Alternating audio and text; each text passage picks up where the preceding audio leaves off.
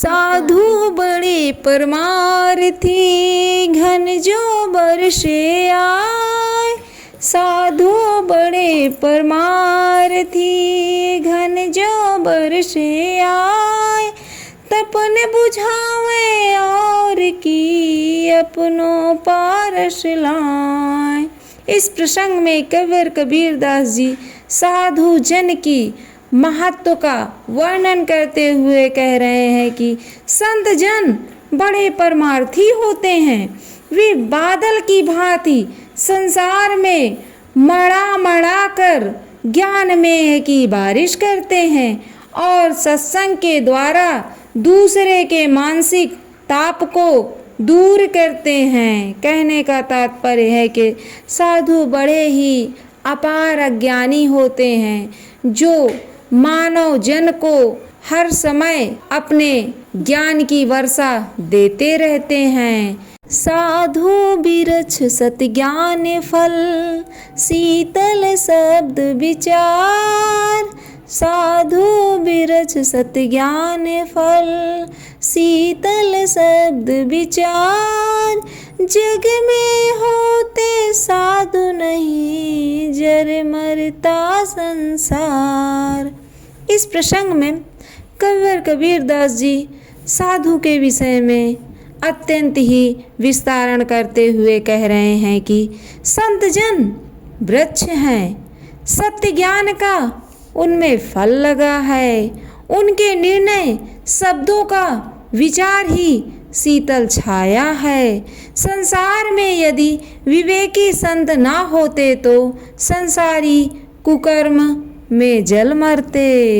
साधु भूखा भाव का धन का भूखा नाय।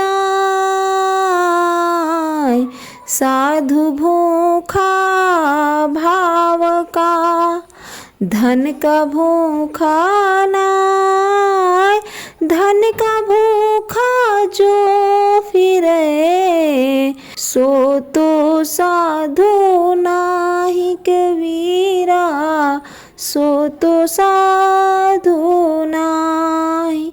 इस प्रसंग में कविवर कबीरदास जी बता रहे हैं कि संत जन भाव के भूखे होते हैं, धन के भूखे नहीं होते। जो धन का भूखा बनकर घूमता है वह तो साधु ही नहीं है। तात्पर्य यह है कि साधु संत आपके आदर सत्कार के भूखे होते हैं, पैसे कपड़े के भूखे नहीं होते। जो साधु संत पैसे कपड़े धन इत्यादि के भूखे होते हैं वे तो साधु ही नहीं है।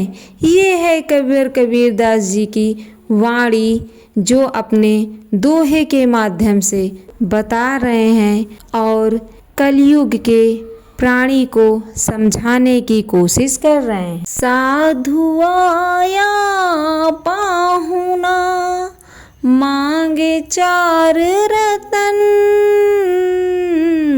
साधु आया पाहुना मांगे चार रतन।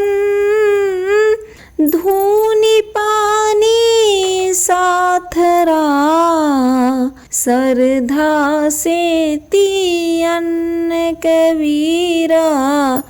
सरधा से ती अन्न।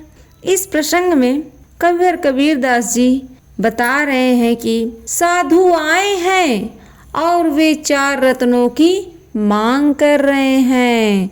वो चार रत्न क्या है? श्रद्धा पूर्वक धूनी, जल, आसन तथा भोजन। यही चार रत्न साधु आकर के आपके दरवाजे पे मांग कर रहे हैं। साधु शब्द समुद्र हैं जामे रत्न भराए।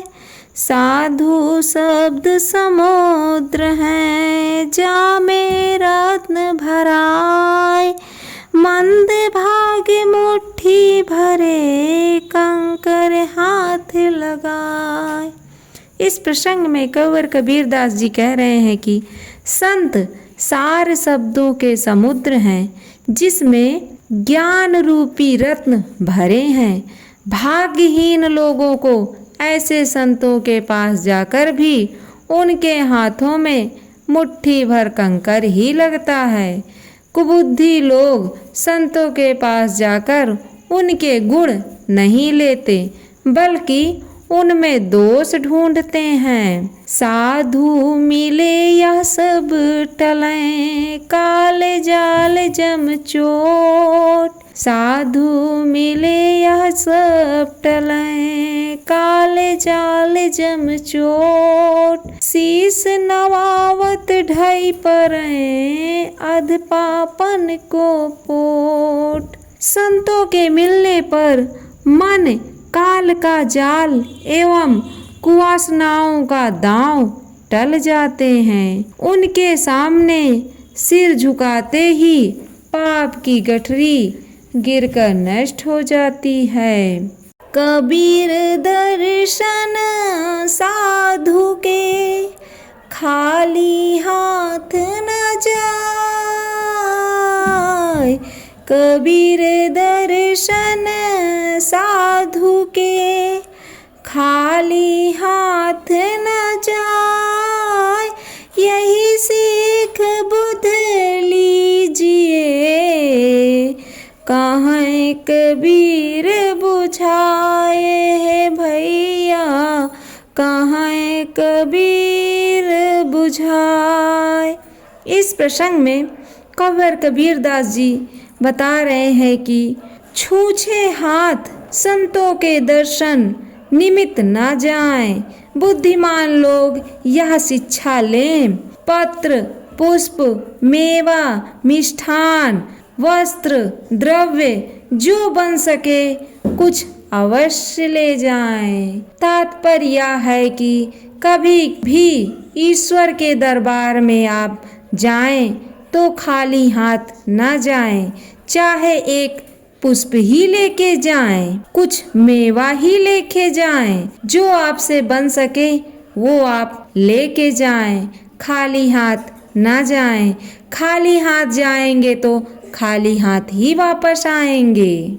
साधु चलते रो दीजिए, कीजिए अति सन्मान। साधु चलते रो दीजिए, कीजिए अति सन्मान। कहे कबीर कुछ भेंट धरूं, अपने बित अनुमान। कबीरा अपने बित अनुमान। इस प्रसंग में कंवर कबीर दास जी बता रहे हैं कि अगर साधु जा रहे हो आपके घर से और उनको आप विदा कर रहे हो तो उनके हाथों में कुछ भेंट धरें।